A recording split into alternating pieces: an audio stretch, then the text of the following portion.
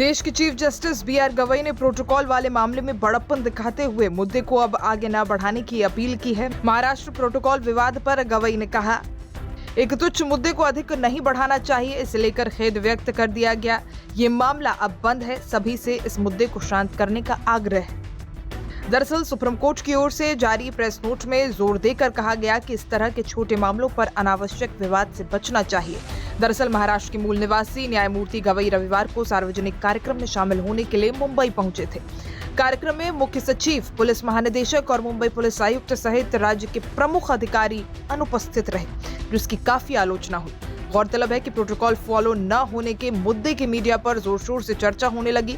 उपराष्ट्रपति जगदीप धनखड़ ने भी चीफ जस्टिस गवई के विचारों को दोहराते हुए कहा, प्रोटोकॉल का पालन करना आवश्यक है। उन्होंने राष्ट्रपति और पीएम की तस्वीरों के बगल में उपराष्ट्रपति की तस्वीर न होने को लेकर दुख जताया। धनखड़ ने सोमवार को कहा कि वो भी एक तरह से प्रोटोकॉल के पीड़ित हैं। उन्होंने कहा, आपने राष्ट्रपति और प्रधानमंत्री की तस्वीर देखी होगी, लेकिन उपराष्ट्रपति की नहीं। अपना कार्यकाल समाप्त होने पर मैं ये सुनिश्चित करूंगा कि मेरे उत्तराधिकारी की तस्वीर जरूर हो। बता दें कि सीजेआई गवई ने सीनियर अधिकारियों की अनुपस्थिति पर खुलकर अपनी निराशा व्यक्त की है। उन्होंने कहा है, जब किसी संवैधानिक संस्था का प्रमुख पहली बार किसी राज्य का दौरा करता है तो उनके स्वागत के तरीके पर विचार किया जाना चाहिए। ये मामूली बातें लग सकती हैं, लेकिन इनका महत्व कम नहीं किया जा सकता। न्यायमूर्ति गवई ने लोकतंत्र के स्तंभों के बीच परस्पर सम्मान के सिद्धांत का जिक्र करते हुए न्यायपालिका, कार्यपालिका, विधायिका संविधान के समान में अंग है। ये जरूरी है कि प्रत्येक एक दूसरे के प्रति उचित सम्मान दिखाएं। सीजेआई गवई ने अनुपस्थित अधिकारियों का जिक्र करते हुए कहा था, प्रोटोकॉल के बारे में कुछ भी नया नहीं है। ये संवैधानिक प्रक्रिया के दूसरे के प्रति सम्मान दिखाने के बारे में है। उन्हें हल्के फुल्के अंदाज में चुटकी लेते हुए कहा कि अगर हम में से कोई भी इस पद पर होता तो अनुच्छेद 142 के बारे में बहस हो सकती थी। उन्होंने सुप्रीम कोर्ट की किसी भी मामले में पूर्ण न्याय सुनिश्चित करने की शक्ति का हवाला दिया।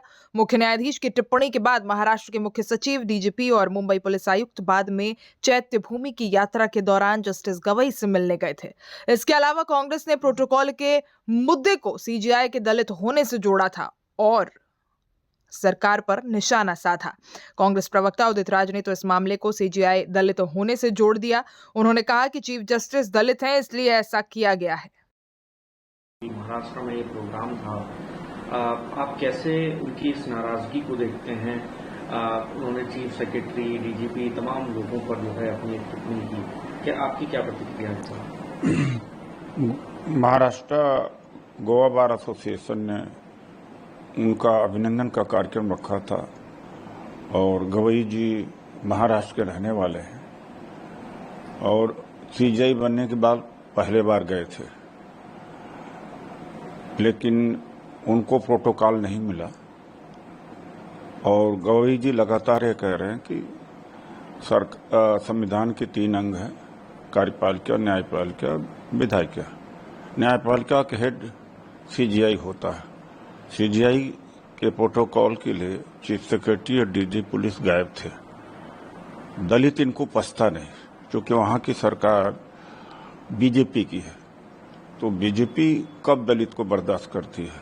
ये मनुवादी मानसिकता। हालांकि गवई जी ने इसको सिरे नहीं लिया, लेकिन संविधान का अपमान है और एक दलित का अपमान है। दलित को ये बर्दाश्त कर ही नहीं सकते हैं। और भारतीय जनता पार्टी की जो बी टीम है, बहुजन समाज पार्टी, सुश्री मायावती अपनी कोठी बचाने में लगी रहती है। संविधान बचाने की जिम्मेदारी राहुल जी को है, हम लोगों की है।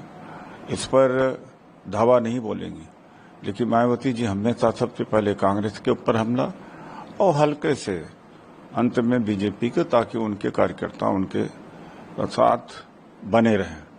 तो मैं इसकी निंदा करता हूं और डीजी पुलिस और चीफ सेक्रेटरी को हटाया जाना चाहिए और मोदी जी को और वहां के मुख्यमंत्री को माफी मांगना चाहिए कि एक इतने वरिष्ठम पद पर एक दलित का कितना अपमान हुआ है। देखिए, जो प्रोटोकॉल है वो एक तरीके से सैक्रोसैंक्ट है और उसे मानना चाहिए। और ये देश ऐसी जगह पहुंच गया है कि मुख्यमंत्री के आगे चीफ सेक्रेटरी और डीजीपी ऊपर नीचे परेड करते हैं, जो उनकी जरूरत नहीं पड़ती है।